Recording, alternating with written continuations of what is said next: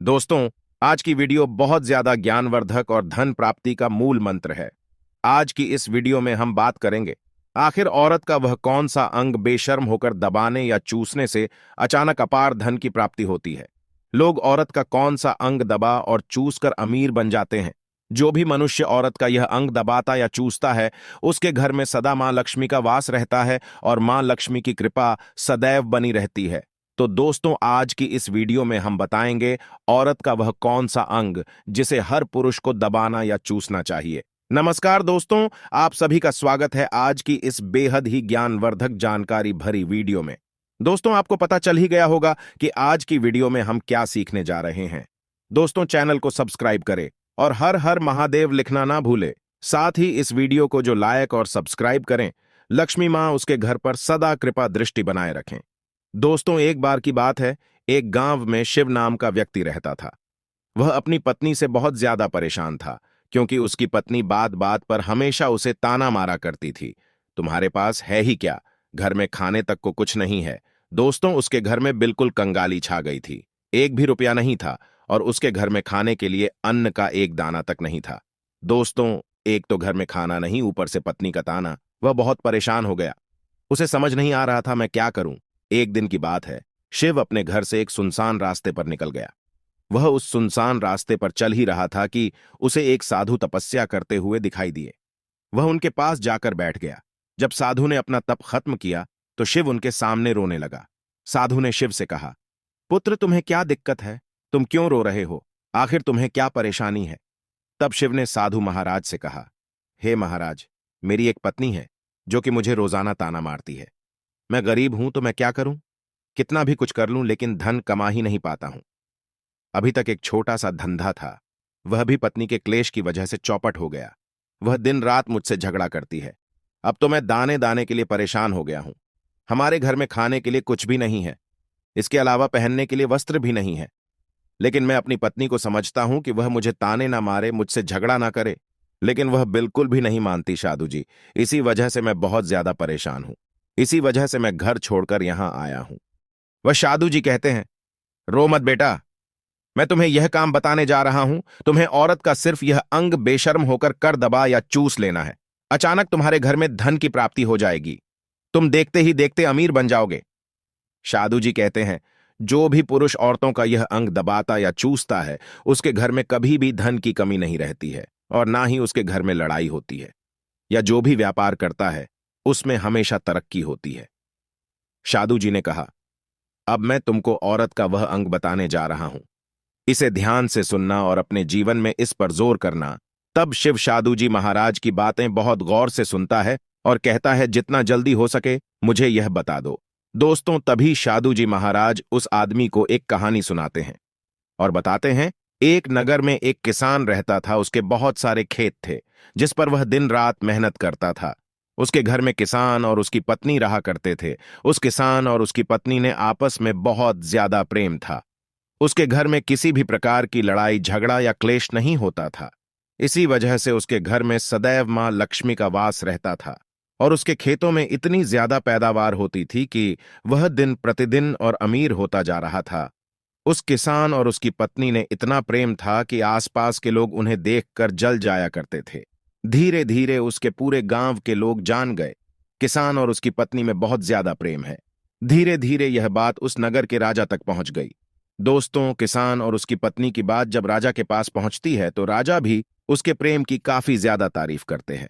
वह सभी से बताते हैं कि हमारे नगर में एक किसान और उसकी पत्नी रहते हैं जिनमें कभी भी लड़ाई झगड़े नहीं होते हैं। उन दोनों में आपस में इतना प्रेम है कि मैंने ऐसा अपनी जिंदगी में कभी भी नहीं देखा।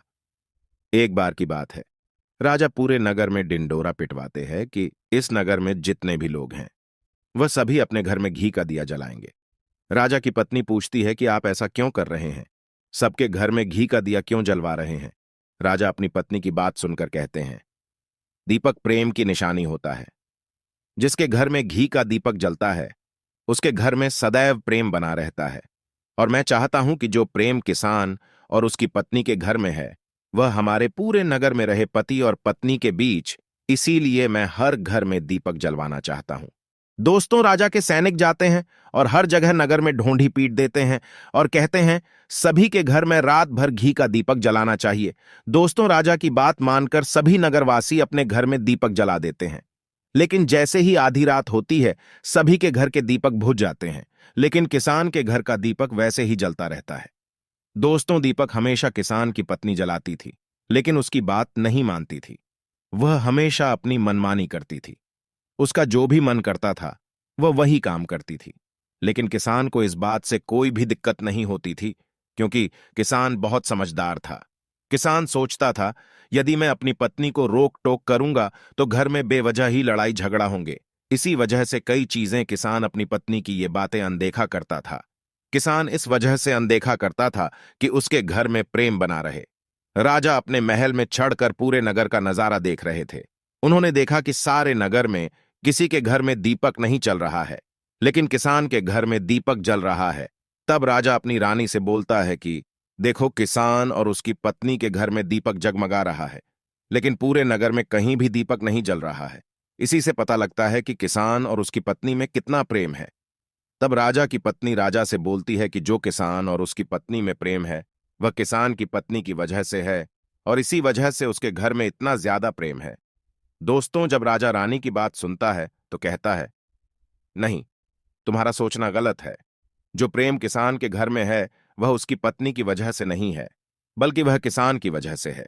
रानी, यहां पर किसान बहुत ज्यादा समझदार है। आपका सोचना गलत है, और यही वजह है जो कि उनके घर में कभी भी लड़ाई झगड़ा नहीं होता है। दोस्तों, राजा कहता है किसान समझदार है, और रानी कहती है किसान की पत्नी समझदार है।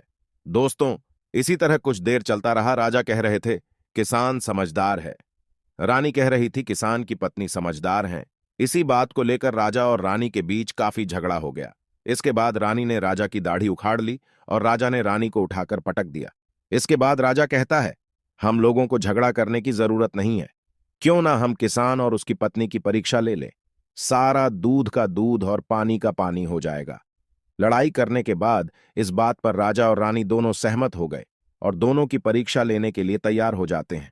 तब राजा अपने महल में जाता है और एक पुरुष सैनिक को बुलाता है और पुरुष सैनिक से बोलता है कि तुम किसान के पास जाओ और जो जो प्रश्न मैं तुमसे बोल रहा हूं वह तुम किसान को बोल देना।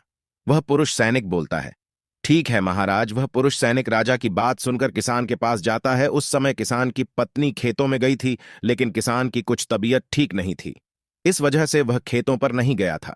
इस समय पुरुष सैनिक किसान के घर पहुंच जाता है और किसान से कहता है, मैं राजदरबार से आया हूं, राजा साहब ने मुझे भेजा है। दोस्तों, किसान कहता है, बताइए मैं आपकी क्या सेवा कर सकता हूं। आप बैठ जाइए, मैं आपके लिए पानी लेकर आता हूं।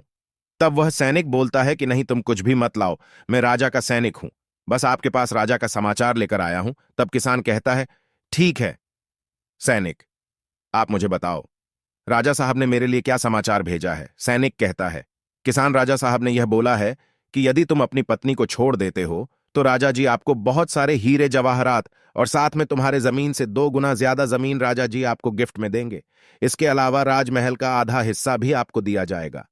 लेकिन जो किसान ने जवाब दिया वह सुनने लायक। हे किसान ने कहा, राजा जी अपना पूरा राजमहल मुझे क्यों ना दे दे, लेकिन मैं अपनी पत्नी को नहीं छोड़ूंगा। जाओ और अपने राजा से कह दो। किसान ने ऐसा कहा है। सैनिक जाता है और राजा को सारी बातें बताता है। इस समय रानी वहां पर सैनिक की बात सुन रही थी। सुनने के बाद रानी ने कहा, आपने किसान की तो परीक्षा ले ली, लेकिन किसान की पत्नी की परीक्षा नहीं ली है। इस तरह से हम कैसे पता कर सकते हैं कि कौन समझदार है। इसके बाद रानी ने कहा, अब मैं भी किसान की पत्नी की परीक्षा लेना चाहती हूं। जब दोनों की परीक्षा हो जाएगी तभी पता चलेगा कि कौन समझदार है। फिर रानी ने भी एक सैनिक बुलाया और कहा कि मेरी बात किसान की पत्नी को बोलना और याद रखना, यह बात तभी बताना जब किसान वहां पर ना हो। सैनिक ने पूछा कि रानी क्या बात बतानी है, वह तो बताओ। तो रानी ने सैनिक को सारी बात बता दी। सैनिक किसान के घर जाता है और उसके घर में आवाज लगाता है तो उसके घर से किसान की पत्नी निकलकर आती है और कहती है, बताओ क्या हुआ, क्यों ढिंढोरा पीट रहे हो। तो सैनिक ने कहा कि राजमहल से आया हूं, मुझे रानी ने भेजा है। किसान की पत्नी ने कहा, बताओ किस लिए आए हो। तब सैनिक ने कहा, रानी ने बोला है, यदि तुम अपने पति किसान को मार देती हो तो आपको बहुत सारे हीरे जवाहरात रानी आपको देंगी और साथ में राजमहल का आधा हिस्सा भी आपको मिलेगा।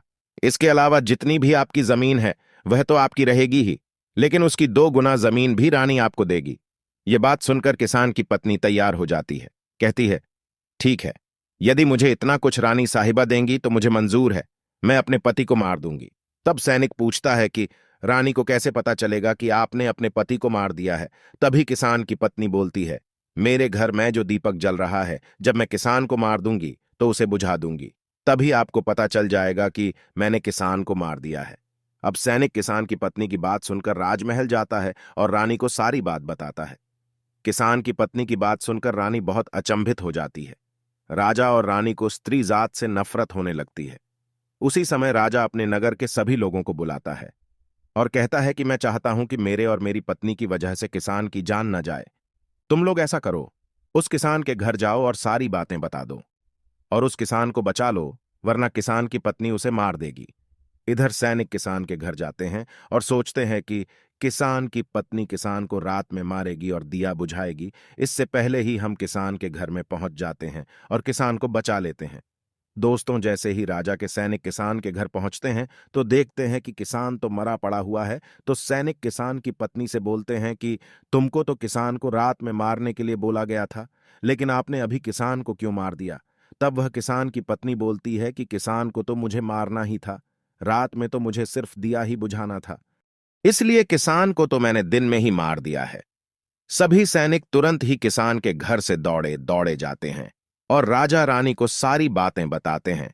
राजा और रानी क्रोध से आगबबूला हो जाते हैं। इसके बाद राजा और रानी किसान की पत्नी को बंदी बनाकर लाने के लिए अपने सैनिक से कहते हैं। सैनिक जाते हैं, किसान की पत्नी को बंदी बनाकर ले आते हैं। राजा किसान की पत्नी से पूछता है, ऐसा तुमने क्यों किया? तुम लालची औरत हो, तुम्हें पैसों से प्यार है।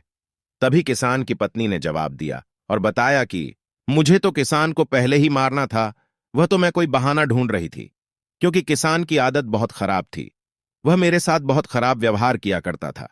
तो राजा ने कहा, ऐसा क्या करता था किसान? तो किसान की पत्नी ने जवाब दिया, वह मेरे नाक का ऊपरी हिस्सा अपनी उंगली से हमेशा दबाया करते थे। इसके अलावा किसान एक काम और मेरे साथ करता था, वह किसान मेरे कान का पिछला हिस्सा अक्सर अपनी जीभ से स्पर्श किया करता था। राजा ने पूछा, यह बताओ, जब आप लोग गरीब थे तब क्या किसान आपके साथ यह काम करता था? तो किसान की पत्नी बोलती है, नहीं महाराज, तब ऐसा नहीं करता था। तब राजा ने कहा, मैं समझ गया कि किसान ऐसा क्यों करता था। उसी समय शादू जी ने शिव से पूछा, तुम्हें कुछ समझ में आया औरत का कौन सा अंग दबाने तथा चूसने से लोगों को अचानक धन की प्राप्ति होती है? तो शिव ने कहा है, शादू जी, मुझे अभी समझ में नहीं आया। तभी शादू जी कहते हैं, अगर अभी समझ नहीं आया तो मैं फिर से आपको बताता हूं। किसान अपनी पत्नी के साथ पहला काम करता था, वह है उसके नाक के ऊपरी हिस्से को अपने उंगली से दबाता था। तो जिस भी मनुष्य के घर में पैसों की किल्लत है, उसे अपनी उंगली से औरत के नाक के ऊपरी हिस्से को जरूर दबाना चाहिए। दोस्तों, औरत के नाक के ऊपरी हिस्से को बहुत शुभ माना जाता है। इसी वजह से जो यह काम करता है वह हमेशा धनवान पुरुष बन जाता है। दूसरा काम है, जो भी पुरुष औरत के कान का पिछला हिस्सा अपने जीभ से स्पर्श करता है, उसके किस्मत के द्वार खुल जाते हैं, उसे अचानक धन की प्राप्ति होती है। ऐसा इसलिए होता है क्योंकि औरत के कान के पिछले हिस्से में माता लक्ष्मी का वास होता है। जब आप ऐसा करते हैं तो माता लक्ष्मी आपसे प्रसन्न हो जाती है और आपको अपार धन देती है। और आपने एक बात तो जरूर सुनी होगी, औरतें माता लक्ष्मी का रूप मानी जाती हैं। इसी वजह है इस संसार में जो भी मनुष्य यह दो पवित्र काम करता है, उसका घर धन से भर जाता है, जो कि इस कहानी में किसान भी अपनी पत्नी के साथ करता था।